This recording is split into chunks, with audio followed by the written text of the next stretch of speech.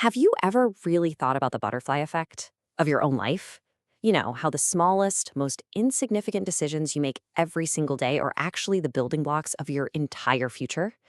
Well, today we're going to explore how these seemingly harmless little choices quietly, almost invisibly, shape our long-term reality, and often in ways we never see coming until it's far too late. All right, so here's our game plan. We're going to start with a concept I like to call the parallax of time. Then we'll dive right into the invisible math that our brains are actually wired to ignore. After that, we'll get really practical with 3 protocols for momentum, learn how to audit your future self, and then finally, we'll tie this whole thing together with a really powerful idea, a life of accumulation. So, to kick things off, let's imagine a man. We'll call him David. And David's a good guy. You know, he's smart, he has goals, and just like the rest of us, he wants to be happy. But let's zoom in on what looks like a completely ordinary, totally harmless Tuesday in his life. Okay, it's 7 a.m. The alarm goes off. David had plans, right? He was going to go for a run. But he's tired, he's groggy. He tells himself, it's just one run. It doesn't matter. And he hits snooze. Later, at 8:30, he's making coffee and he sees a dirty bowl in the sink from last night. He thinks, it's just one bowl. I'll get it later.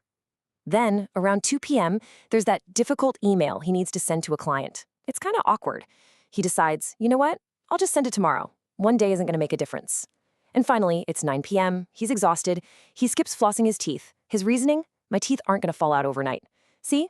Each one of these decisions, when you look at it by itself, feels completely harmless. And so David goes to bed, and his world is, well, it's completely unchanged. The sky didn't fall, no alarms went off. In the short term, his life looks exactly the same as it did when he woke up that morning. The consequences are, for now, totally invisible. But this is where things get really interesting. Let's play a little mind game, okay?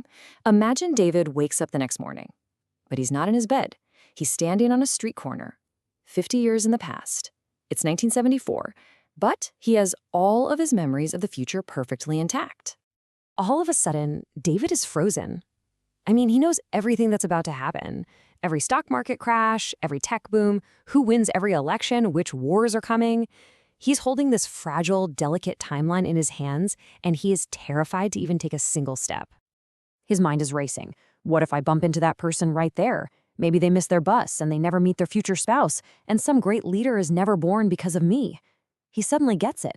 He realizes that in the past, even the tiniest action could ripple outward in ways he could never, ever imagine.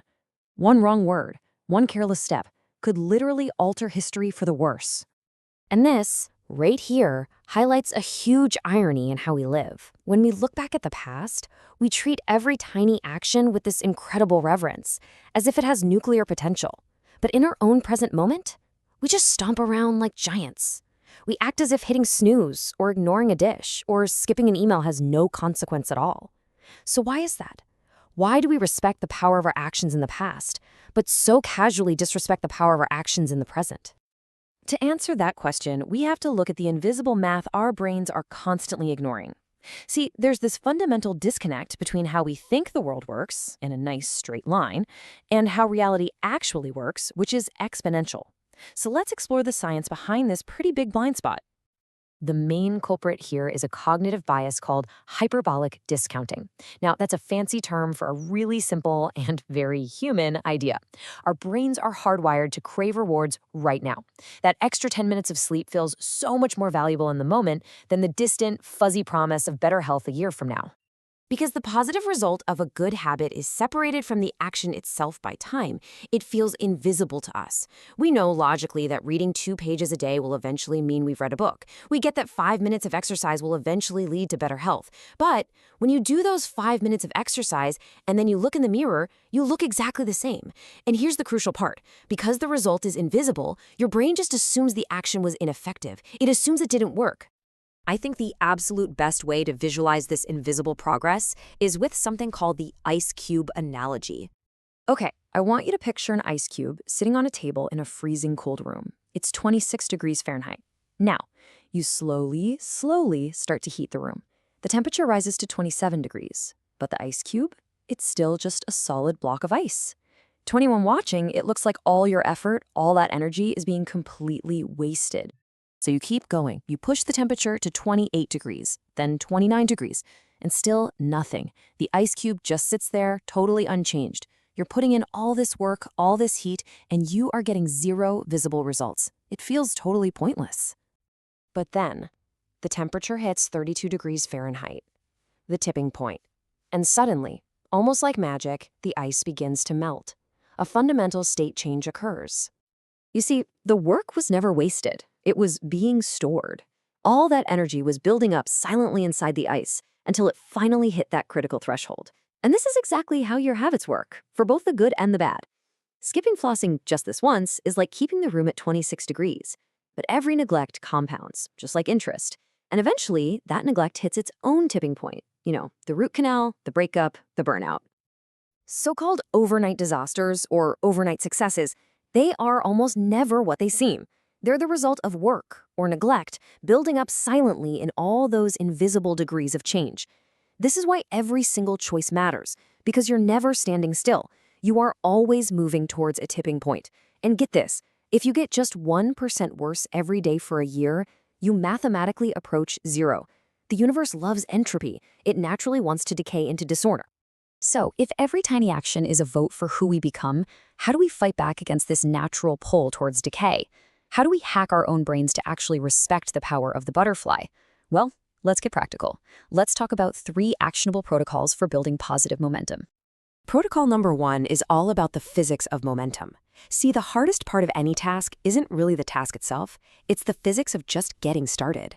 It's Newton's first law of motion: an object at rest stays at rest. We so often fail because we try to go from 0 to 100 in an instant, and that requires a huge amount of activation energy. The real solution is to dramatically lower that barrier to entry. The key here is to define the bare minimum version of your habit. I'm talking about something so ridiculously easy, your brain can't possibly say no. You want to read more? Your goal isn't a chapter, it's one single page. You want to exercise? Forget the hour at the gym, your goal is just 3 push-ups. You want to network more? Just send 1 text message.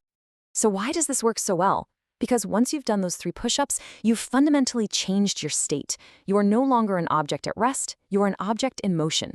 And once you're already on the floor, it becomes incredibly easy to do 5 push-ups, or maybe even 10. You've already overcome the hardest part, the initial inertia. Okay, on to protocol number 2. Once we've overcome that initial inertia, how do we create truly exceptional results? Well, it's all about the unbelievable power of the micro shift. Let's look at the math. You know, most of us think the difference between being good and being great is some giant leap. But the math tells a totally different story. Just look at this chart. If you improve by just 1% every day for a year, you end up 37 times better, which is already amazing. But check this out. Push that to just 1.1% daily improvement, you're now 54 times better. And at 1.2%, you are a staggering 78 times better. What this shows us is that the gap between average and exceptional, it's not some giant leap. It's a tiny, tiny micro shift, compounded over time. Think about it like learning a language. The average you learns 4 new words a day. The exceptional you doesn't need to learn 20 words. You just need to learn 5. That 1 extra word, that is the tiny margin that creates an entirely different destiny. The actionable technique here is something I call the +1 technique. It's super simple. You just take a habit you're already doing and you add a tiny extension to it. So if you normally walk for 10 minutes, walk for 12. If you always wash your plate after dinner, wash the fork that's next to it too. You're just looking to push ever so slightly beyond your comfort zone. That little bit of discomfort, that's where all the compound interest is hidden. Our third and final protocol is a powerful mental shift. We started this whole journey by traveling 50 years into the past. Well, now we're going to reverse it. We're going to travel into your own future. Psychologically, it's kind of a weird thing, but most of us treat our future selves like complete strangers. We burden them with credit card debt, with poor health, with deep regret, because in the moment, it feels like it's their problem, not ours.